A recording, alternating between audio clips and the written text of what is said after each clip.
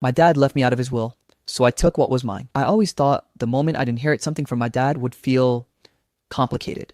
Not happy exactly. He was never the warm, supportive type, but maybe bittersweet.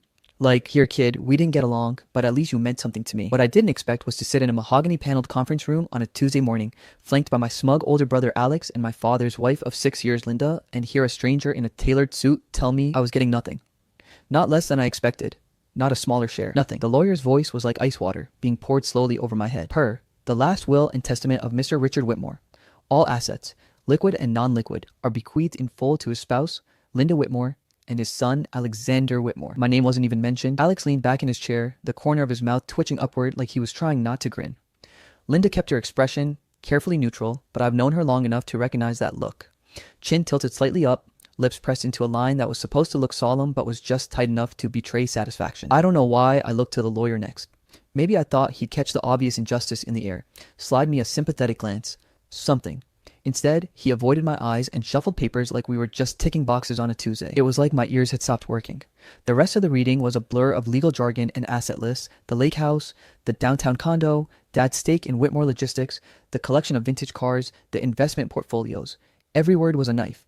Not because I wanted the stuff, I mean, yeah, who wouldn't, but because the absence of my name felt like being erased from my own family. When the lawyer finally closed the folder and said, "That concludes the reading," I realized my hands had been clenched so tightly my nails left half moons in my palms. I forced myself to speak, even though my voice felt like it belonged to someone else. "So, there's nothing? Not even," I almost said sentimental value, but the words caught in my throat. He adjusted his glasses without meeting my eyes. "Your father's wishes were clearly outlined in the document." Alex coughed into his fist. I could swear it was to cover a laugh. That was the thing about my dad and me. We were never close. Not since I was about 8 years old and Alex became his golden boy. Before that, I was just a kid trying to impress him with school projects, backyard baseball games, and showing off how fast I could ride my bike. Then, Alex turned 12. Dad started taking him to business meetings and fishing trips, and I became the kid who needed to toughen up. By the time I was in high school, I'd stopped trying. Linda entered the picture when I was 22. She was 34 then, with perfect blonde hair, a laugh that seemed to land on command, and a knack for making my dad hang on her every word. At first, I thought she was just another girlfriend who'd eventually disappear like the rest. But she stayed. And it didn't take long for me to notice that whenever Dad made a big decision, it was after one of their private talks. I'd even overheard one once. I was home for Thanksgiving, standing in the hallway on my way to the kitchen when I heard her say, "Richard, you need to think about the future. You know who's been there for you and who hasn't." Her tone was soft but sharp, like a blade wrapped in silk. Dad's reply was muffled, but I caught enough. "You're right. I'll make the call." That memory came back to me now, sitting in that suffocating conference room, and I felt my jaw tighten. The lawyer slid a stack of documents toward Alex and Linda for signatures. I wasn't asked to sign anything. Why would I? I wasn't part of this club. When it was over, Alex pushed his chair back with exaggerated slowness and clapped me lightly on the shoulder as he passed. "Tough break, little bro," he said, his voice dripping with faux sympathy. "Guess Dad just didn't think you needed it." Linda followed, pausing just long enough to give me one of those pity smiles that's really just a victory flag. "I'm sure you'll do fine for yourself. You've always been independent." It was a compliment and an insult all in one, and we both knew it. The second they left, I exhaled so hard it almost hurt. I looked at the lawyer, who was stacking papers into a leather briefcase. "Out of curiosity," I asked, "when was this will written?" He hesitated, just a fraction of a second, but enough for me to notice. "About 9 months ago." 9 months ago. That was after Dad's last hospital visit, when we thought he'd pulled through. I remembered visiting him then, sitting by his bed for hours while he drifted in and out of sleep. Linda had been there too, always ushering me out early, saying he needs rest. I wondered now if those hospital days were when the knife had really gone in. Walking out of that building felt like stepping into a different world. The morning sun was bright, almost too bright, and the city noise was distant, muted. My phone buzzed with a text from a friend asking how it went. I didn't answer. I stood there on the sidewalk for a long time, watching Alex's black SUV pull away with Linda in the passenger seat. She glanced out the window and caught my eye just before they turned the corner. Her smile was almost imperceptible, but it was there. I should have been devastated, and I was at first. Humiliation burned in my chest, mixing with the ache of knowing that my own father had gone out of his way to make sure I got nothing. But beneath that was something else, something sharper. It wasn't just loss, it was the wrongness of it, the imbalance, the fact that they were going to walk away thinking they won, that they could rewrite the story of our family and erase me from it entirely. No, they might have locked me out of the front door, but I knew the house. I knew the windows, the cracks in the foundation, the things they thought no one else saw. I wasn't going to fight them in court. That would be exactly what they expected. Loud, desperate, and easy to crush. No, I was going to take what was mine and they wouldn't see it coming. If you've never had your own family try to erase you, let me tell you, it's a strange mix of grief and adrenaline. You wake up in the middle of the night replaying conversations, little moments you brushed off before, wondering if they were clues. 2 days after the will reading, I was still raw, but I wasn't wallowing. No. I was busy turning over every rock my father ever stood on. The first step was easy. I knew Dad's business footprint like the back of my hand. Whitmore Logistics was the crown jewel. Trucking, freight, warehousing. But he dabbled in other ventures over the years. Some made money, most didn't. He was the kind of guy who'd sink six figures into a golf app because it felt right. Growing up, I'd overhear bits of those deals over dinner, and later I'd dig for more when no one was looking. I wasn't spying exactly, but I learned early that in our family, information was the only real currency. So now, sitting in my apartment, with a cup of stale coffee, I opened my laptop and started pulling threads. Public business records, county property databases, old press releases, even his LinkedIn connections. Most of it was what I expected. Properties in Alex's and Linda's names now. Business shares neatly tied up in Whitmore Logistics. But then I found something weird. An LLC called Shoreline Retreat Holdings. On paper, it was inactive. Last filing almost 6 years ago. But when I traced it back, it was tied to an address I recognized. A lakeside cabin we used to visit when I was a kid. My stomach flipped. That cabin wasn't in the will. Hell, it hadn't been mentioned in the family for years. Dad stopped taking us there after a fight with a neighbor, or so the story went. I checked the deed. The owner, Shoreline Retreat Holdings, registered agent, not Dad, some shell company in Delaware, classic hiding move. That was the first spark. Over the next week, I found more. A set of bank accounts in the Cayman Islands linked to an old import-export side business. No record of those in the will either. And the vintage car collection, supposedly sold off years ago, according to Alex, was still registered under a subsidiary business Dad had kept dormant. It was like peeling back wallpaper and finding an entire house behind it. And here's the part that really burned me. One of those businesses, Whitmore Marine Supply, had my fingerprints all over it. Flashback to 8 years ago, Dad's company was in trouble. The trucking division had been hit with fines and cash flow was bleeding out. Whitmore Marine was a side hustle that sold boat parts, barely scraping by. I was fresh out of college, broke, but I'd been doing freelance digital marketing for local businesses. I offered to help, set up an e-commerce site, ran targeted ads, got them into online marketplaces. Within 6 months, sales tripled. Dad barely thanked me. By the following Christmas, Alex was telling family friends that he had streamlined the marine division and saved it. Dad never corrected him. I should have called it out then. Instead, I swallowed it. I'd learned that challenging the family narrative was like trying to stop a freight train with a stick. The more I dug now, the angrier I got. Not just because of the money. They'd stolen my history, my work, my place in the family story. And then came the call that shifted everything. Uncle Ray wasn't my real uncle, just one of Dad's oldest friends from back when they were young and hustling. He'd been at every holiday dinner when I was a kid, the guy who'd slip me $20 just because. But after Linda came around, I saw him less and less. Now he was calling me out of the blue. Heard about the will? He said without preamble. His voice was rough, like gravel in a tin can. Yeah, I said, trying to keep my tone neutral. Bullshit, if you ask me. That made me pause. Most people I'd talked to had danced around it, offered vague condolences. Ray went straight for the jugular. Richard always had a blind spot for Alex, he went on, but cutting you out completely? That's not the man I knew back in the day. Something stinks. I hesitated, then told him about what I'd been finding. The cabin, the offshore accounts, the cars. Not surprised, Ray said. Your old man was always tucking things away. Kept a storage facility too. Remember that? Big metal building out near Route 7? Used it to store inventory when the city warehouse got full. I did remember. We'd gone there a couple of times when I was a teenager, hauling boxes in the summer heat. You might want to check that place out, Ray said. I've got a feeling you'll like what you find. That night, I pulled up county property records for the storage facility. I expected to see Alex or Linda's name on it, or maybe one of Dad's companies. But no, the deed was in my name. I stared at the screen, heart pounding. I'd completely forgotten. When I was 19, Dad had asked me to sign some paperwork to help with taxes. I didn't question it. Apparently, he'd transferred the title to me as some sort of shell maneuver, and then never transferred it back. Legally, it was mine. That was the moment the game changed. Before, I'd been collecting information like ammunition. Now, I had a weapon in my hand. I didn't know yet what was inside that facility. It could be old truck tires for all I knew. But if Dad had kept it, there was a reason. And if it was mine, it was a piece of the puzzle they couldn't take from me. The next morning, I grabbed the keys to my beat-up pickup and headed toward Route 7. I had a feeling this was just the beginning. You ever hear that saying, revenge is a dish best served cold? Whoever said that didn't just mean waiting. They meant making the other person think you've given up, smiling while you're sharpening the knife, acting like you've moved on when you're really laying the table for the feast. That's where I was. After finding out the storage facility was legally mine, I drove out there the very next morning. The air smelled like dust and diesel, and the place looked just like I remembered. Rows of corrugated steel doors, faded red numbers stenciled above each one. When I unlocked Unit 14, I half expected cobwebs and junk. Instead, I stepped into what could only be described as a vault of forgotten value. There were old inventory boxes from Whitmore Marine, some of which still had brand new parts inside, stacks of filing cabinets with financial records labels from as far back as the 90s, and in the back, under a tarp, a covered shape that turned out to be a cherry red 1969 Mustang Fastback. Mint condition. Dad had never mentioned keeping it here. My gut told me this wasn't just storage, it was insurance. The kind of thing you keep off the books in case life takes a turn. Now, it was mine. I didn't touch anything that first day except to take photos, every label, every file, every VIN number. I uploaded them to a cloud account under a fake name and locked the place back up.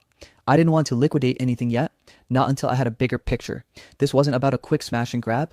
This was about dismantling Alex and Linda brick by brick while they still thought they were living in a castle. Step 1. Move pieces quietly. I started with the overlooked LLCs Dad had set up over the years. Some were inactive, others still technically owned assets. Most people wouldn't even think to check them. But I had the list. In the dead of night, I logged into the state business registry and filed amendments transferring ownership of those companies to myself. For the ones that required physical signatures, I used the fact that I was listed as an officer years ago.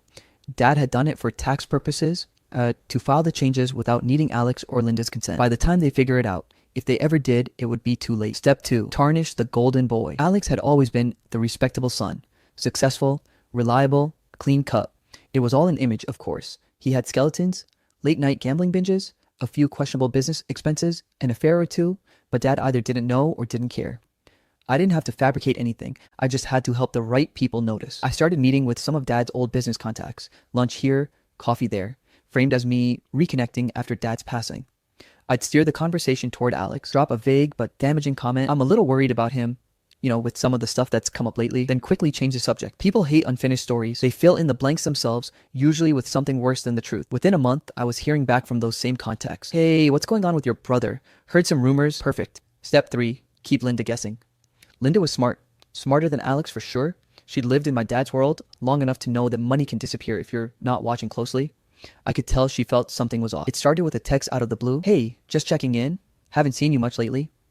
I replied politely, friendly even, made small talk, kept it boring. A week later, I ran into her at a charity gala. She was all pearls and perfect posture, sipping champagne like she owned the room. We've missed you at family dinners, she said with a smile that didn't touch her eyes. Yeah, I said. I've been busy. Her gaze lingered a second too long. She was trying to read me. Good. Let her wonder. The invitation came a few days later. Dinner at their place. On the surface, it was casual. We should all catch up, Linda said in the message, but I knew better. This was reconnaissance. She wanted to see if I was licking my wounds or plotting something. Fine, let's play. Their house was exactly what you'd expect from people who just inherited a small empire. Marble floors, art that looked expensive and meaningless, a dining table that could seat a small army. Alex greeted me at the door with his usual smirk. Hey, stranger, glad you could make it. Linda swept in behind him, perfectly composed. Come in, dinner's almost ready. We sat down to a spread that probably cost more than my rent. Linda kept the conversation light. Charity events, market trends, Alex's big new deal in real estate. I nodded along, smiled, played the role of the harmless sibling, and then casually I slipped the first hint. Speaking of investments, I said, swirling my wine, I was out by the lake the other day, near the old cabin. Alex froze for half a second before laughing. That place? Dad sold it years ago. I tilted my head. Huh, must have been mistaken then. Looked a lot like ours. Even had the same old dock with the busted railing. Linda's fork paused midair. I didn't push it, just smiled and took a bite of roasted duck. But I could feel the tension under the table. Later, over dessert, I dropped another breadcrumb. Oh, and I ran into Uncle Ray last week. We talked about the old storage facility on Route 7. Alex's smile faltered. Linda's eyes narrowed just a hair. Didn't know you still kept in touch with him, Linda said smoothly. Yeah, I replied. Funny the things you remember when you start going through the past. I didn't elaborate. I didn't need to. By the end of the night, they were both rattled, even if they wouldn't admit it.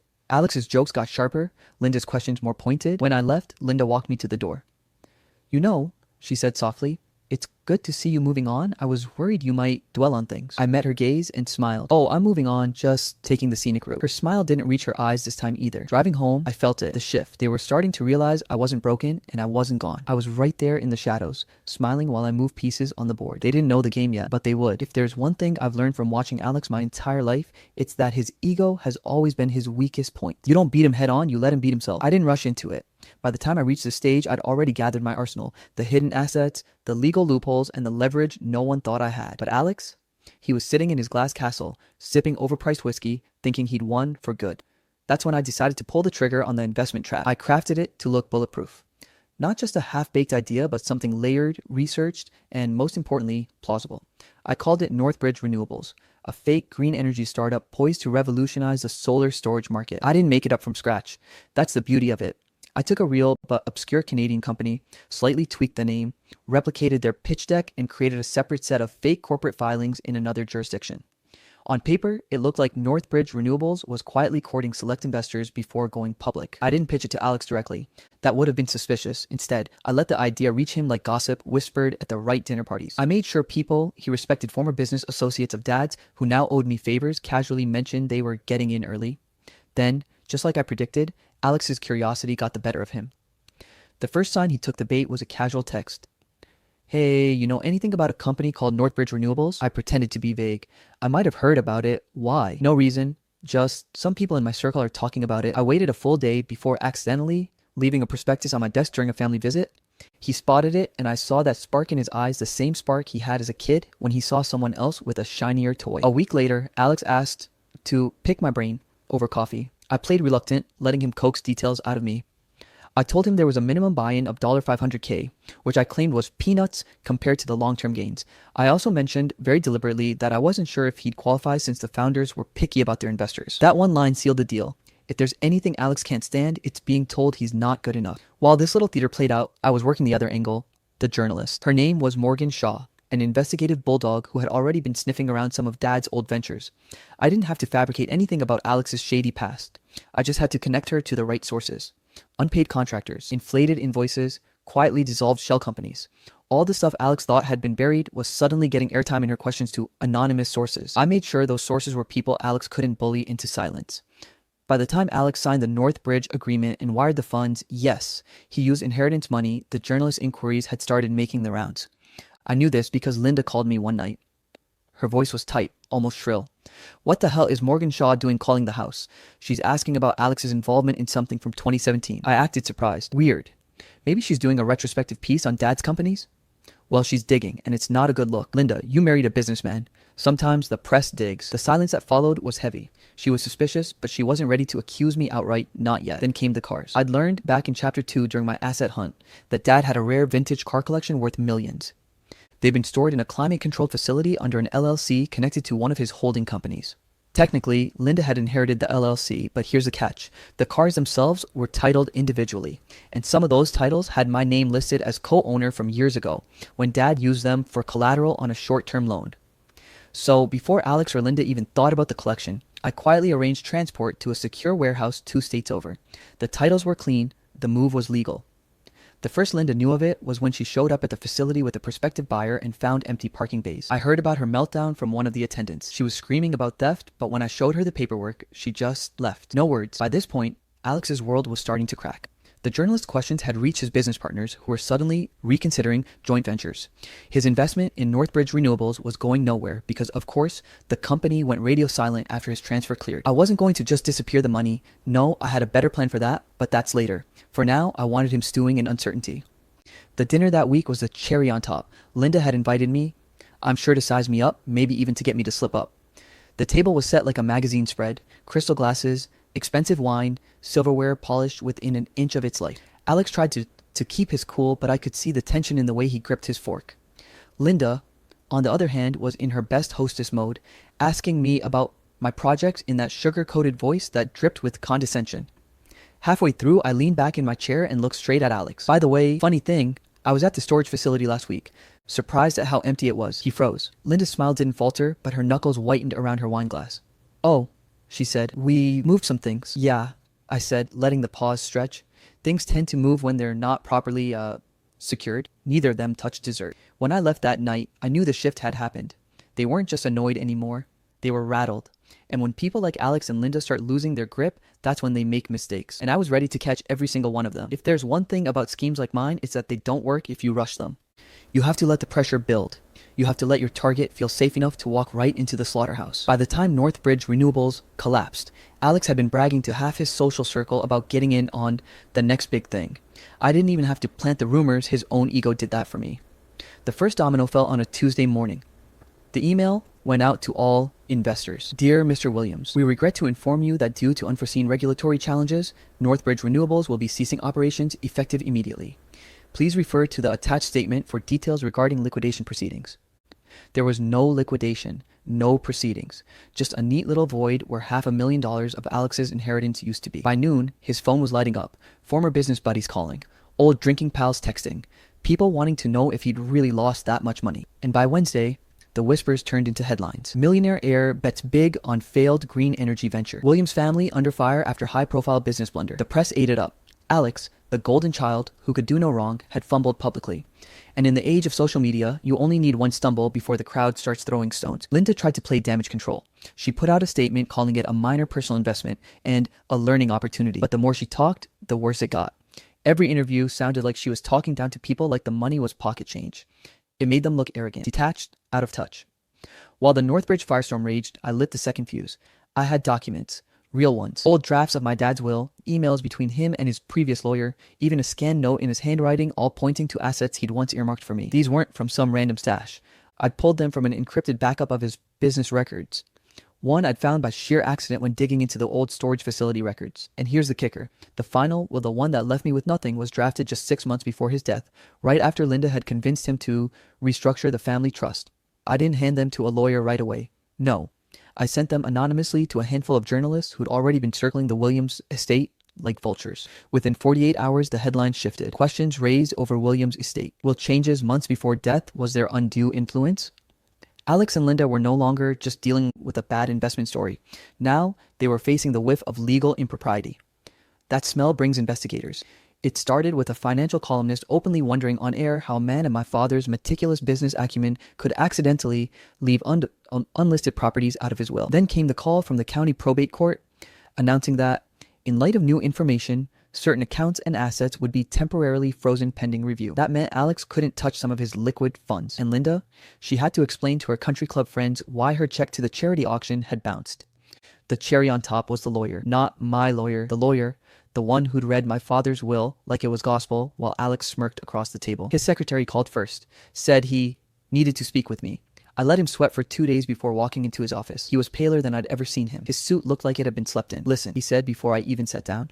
I want you to know I acted in accordance with my client's instructions. Uh-huh, I said, leaning back in the chair. Your client being my dad or Linda? His jaw twitched. Your father. But there are things you need to understand. There were changes made under circumstances I was uncomfortable with. And now, with these new allegations? You mean the ones about fraud, undue influence, asset concealment? He winced like I'd slapped him. I don't want to be implicated, he said quietly. If there's an inquiry, I'll cooperate. Off the record, I can point you towards some documents you might find useful. Bingo. Walking out of his office, I didn't feel victorious yet. Not fully, but I felt the tide turning. Alex and Linda were no longer just smug faces at the other side of the table. They were cornered animals. And when people like them are cornered, they start making desperate moves. And desperate moves are easier to destroy. By the time the legal dust started settling, Alex and Linda were shadows of themselves. The perfect heir and his polished stepmother had spent months pretending the walls weren't closing in, but now they weren't pretending anymore. The cars, the accounts, the press, all of it had eroded their power, and with the investigation into Dad's will still looming, they couldn't move without drawing attention. That's when I made my final move. Remember the storage facility from chapter 2? The one Dad had once put in my name for tax purposes? Well, while Alex and Linda were busy playing defense, I had my attorney file a quiet claim confirming my sole ownership. No objections came in during the notice period. They were too distracted, so it went through without a hitch. And here's the kicker. Inside that property, buried in one of the locked units, was a set of crates I deliberately left untouched until now. Inside, maintenance logs, old purchase records, and spare parts for the rare vintage cars I'd already moved. Those documents proved without a doubt that I was co-owner of 3 of the most valuable cars in the collection, not just on paper, but in historical ownership records. That meant I could sell them without anyone's permission. The sale itself was discreet. I called a collector in Dubai who had once tried to buy one of Dad's cars and been turned down. The moment he heard what I had, he wired a deposit. 2 weeks later, I had more money in my account than Alex had lost in the fake investment. And it was all clean, legal, untouchable. When the sale hit the collector circuit, I heard Linda try to spin it as theft, but the paperwork was airtight. The titles were in my name. The storage facility was mine. All they could do was watch, and while they were watching, their own lives crumbled. The legal investigation froze more of their funds, and with lawyers billing by the hour, they had no choice but to start liquidating. The first casualty was Dad's mansion, the same one I'd grown up in, the one Alex always lorded over me after I moved out. It went on the market quietly, but when it finally sold, the news made the rounds in all the right circles. To the public, it looked like a fire sale. To me, it was poetic justice. I didn't buy it. Tempting as it was to reclaim that house just to watch them squirm, I realized I didn't need it. I already had what I wanted: wealth, stability, and the satisfaction of knowing they'd never see me as a struggling, unwanted kid again. Still, I couldn't resist one final visit. The day the movers cleared out the last of their things, I drove up the long driveway and parked just outside the old iron gates. The house looked smaller somehow. The manicured hedges were overgrown. The fountain in the front yard dry and cracked. Funny how quickly beauty fades when no one can afford to maintain it. I stood there for a long time, memories pressing in the nights I'd stayed up doing homework in my room while Alex got praised for hitting a baseball. The countless dinners where Dad made me feel like an afterthought. The day I left for good. And then I pulled it from my jacket pocket. It was a small wooden car, hand-carved, painted in faded red. I'd made it when I was 7 in a school art class. I'd shown it to Dad, proud of my work, and he'd barely glanced at it before saying, "That's nice, but you should focus on something useful." I'd kept it all these years. Now I placed it gently on the fence post facing the house. A silent message: I won. Not just the money, not just the assets, I won my own worth. As I walked back to my car, I realized something. Revenge wasn't the real prize here. Justice was. And I'd gotten it in a way my father never could have imagined, by playing their game and beating them at it. I drove away without looking back. The chapter of my life with that house, with that family, was over, and I had written the ending myself.